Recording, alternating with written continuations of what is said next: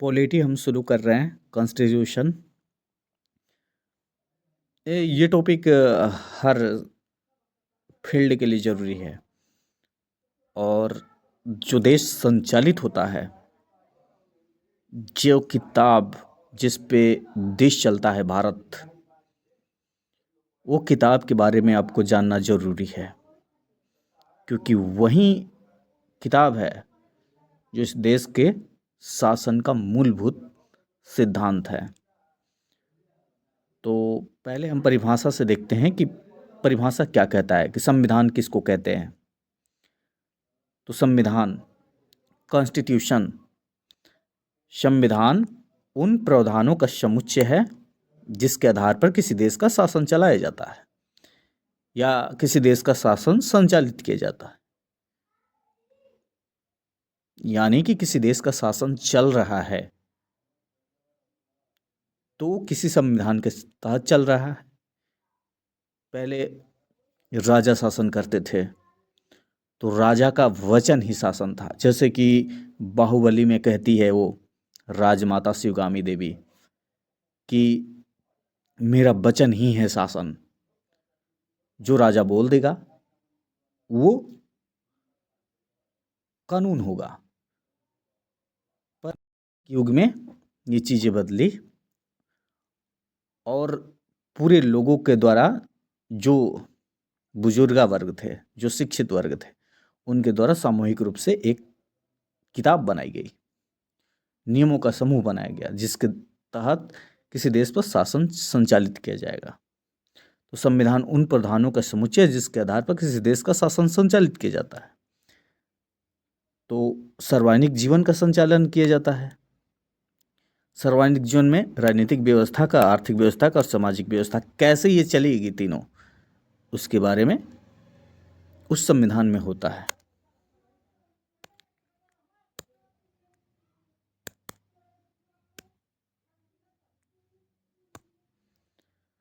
तो संविधान देश की सर्वोच्च विधि है। संविधान देश की मूल विधि भी है।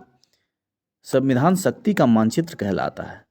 शक्ति के जो रूपरेखा तैयार किया जाता है कि शक्ति किसके पास कितनी होगी, ये बातें बताता है। तो संविधान हो गया। अब संविधानवाद क्या होता है ये आपको देखना पड़ेगा।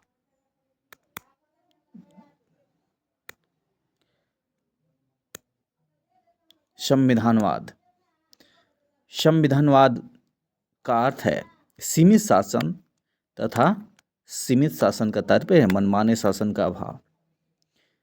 जिस देश में संविधान होगा वहां मनमाने शासन का अभाव होगा।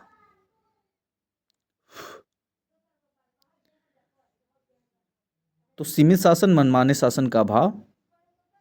मनमाने शासन का अभाव का मतलब का अधिकारों का होना, अधिकार रहेगा वहाँ। न्यायपालिका की स्वतंत्रता होनी चाहिए, लोकतंत्र होना चाहिए, संविधान का पालन होना चाहिए, तभी वहाँ संविधानवाद कहा जाएगा। एक परिभाषा आता है, इसको देख लेते हैं।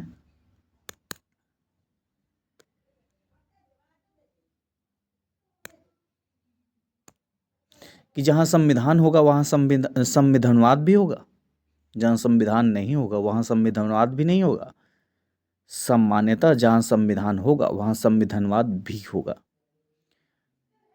तो ऐसा जरूरी नहीं है कि जहाँ संविधान होगा वहाँ संविधानवाद होगा। बहुत से देश है जैसे चाइना, लोकतंत्र नहीं है, समाजवाद नहीं है, समाजवाद के सिद्धांत पर चलता है, स्वतंत्रता नहीं है मीडिया की। तो ये गलत हो जाएगा। जहाँ संविधान नहीं होगा वहाँ संविधानवाद भी नहीं होगा, ये भी गलत है।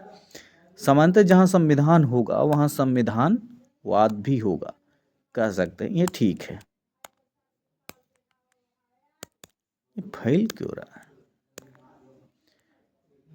पॉलिटी, राज्य व्यवस्था। राज्य व्यवस्था किसको कहते हैं? राज्य व्यवस्था संविधान का अनुप्रयोग है जो प्रत्यक्ष रूप में दिखता है, वो राज्य व्यवस्था है।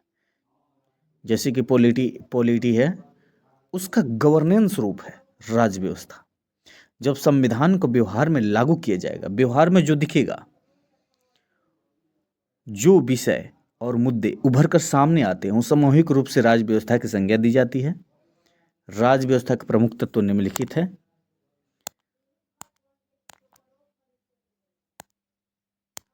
राज्य व्यवस्था के कौन कौन से तत्व हैं ये देखते हैं। संसद के कानून राज्य व्यवस्था का भाग है। न्यायालय के निर्णय भी राज्य व्यवस्था का भाग है। संस्थाएं और उनसे उत्पन्न होने वाले मुद्दे राज्य व्यवस्था का भाग है। जाति, धर्म, क्षेत्र आदि के कारक और राजनीति में उसका भूमिका, ये राज्य व्यवस्था के भाग हैं। ठीक है, देखते हैं संस्थाएं कैसी काम करती है। संस्थाएं तो संविधान के अनुसार 3 प्रकार की संस्थाएं होती है। संवैधानिक संस्थाएं, असंवैधानिक संस्थाएं और गैर संवैधानिक संस्थाएं। तो गैर संवैधानिक संस्थाओं को संवैधिक कानूनी संस्थाएं, कार्यकारी संस्थाएं एवं मान्य। विभिन्न प्रकार के सामाजिक, राजनीतिक और आर्थिक संस्थाएं वे संस्थाएं हैं जिनका स्रोत संविधान में पाया जाता है और संविधान के द्वारा सृजित है, वे संवैधानिक संस्थाएं कहलाएगी। जो संविधान में है, संविधान में उसका वर्णन है। ठीक है, भारत का निर्वाचन आयोग 324 में दिया गया है। भारत का वित्त आयोग 280 में दिया गया है।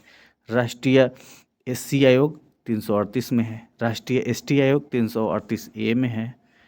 तो ये जो 338 है, ये जो संस्थाएं हैं इस संविधान के भाग है, यानी संविधान में लिखित है, ऐसे कहो।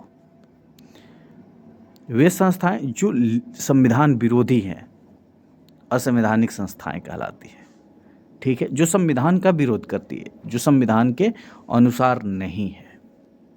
ठीक है, वे संस्थाएं जो संविधान द्वारा सृजित नहीं है लेकिन संविधान के आदर्शों को पूरा करती है, गैर संवैधानिक संस्थाएं कहलाती है। संविधान में नहीं है लेकिन संविधान के आदर्शों के अनुकूल है, जैसे नीति आयोग, ये कानून के द्वारा बनाई गई ये संस्थाएं हैं। मानवाधिकार आयोग, ये मानवों के अधिकार के संरक्षण की बात करता है, यानी संविधान के आदर्शों को पूरा करता है।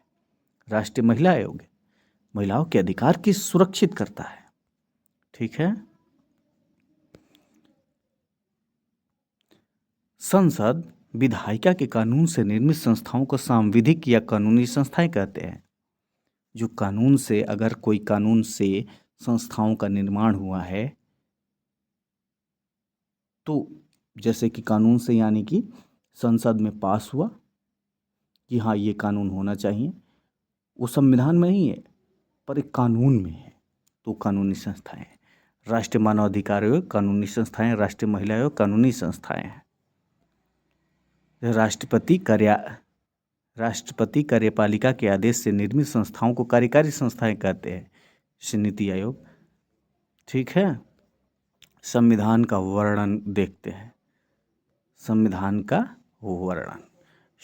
वर्णन कैसे कैसे है। संविधान एक किताब है, उसमें किस तरीके से लिखा गया है। तो एक किताब संविधान हो गई, ठीक है, उसमें अध्याय बहुत से हैं। ठीक है, भाग है, 1 भाग, 2 भाग, 3 भाग, ठीक है, 18 तक है। फिर इसके बाद अध्याय है, चैप्टर है। फिर इसके बाद अनुच्छेद है, अनुच्छेद आर्टिकल जिसको कहते हैं कि इस अनुच्छेद में ये, तो संविधान के भाग, अध्याय, अनुच्छेद के अंतर्गत फिर खंड है, उसके खंड, फिर उपखंड है, उपखंड। ठीक है,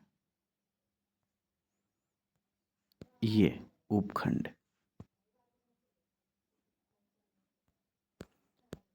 अब ये है अनुसूची। अनुसूची किसको कहते हैं? तो अनुसूची संविधान के अंत में पाई जाने वाले विषयों की वह सूची है जो संविधान के किसी प्रावधान की व्याख्या करती है। अगर कोई प्रावधान है तो संविधान में तो लिखा गया है कि हाँ ये प्रावधान मतलब इतना है। जैसे राज्य के नीति निर्देशक तत्व है कि राज्य को डिफाइन करता है। जैसे आर्टिकल 12 है, वो कहता है कि राज्य को डिफाइन करता है। एक मान लेते हैं भारत राज्यों का समूह होगा, ये एक शब्द लिखा गया है, लेकिन इसकी व्याख्या अनुसूची में मिलती है। ठीक है, इसमें इतना ही।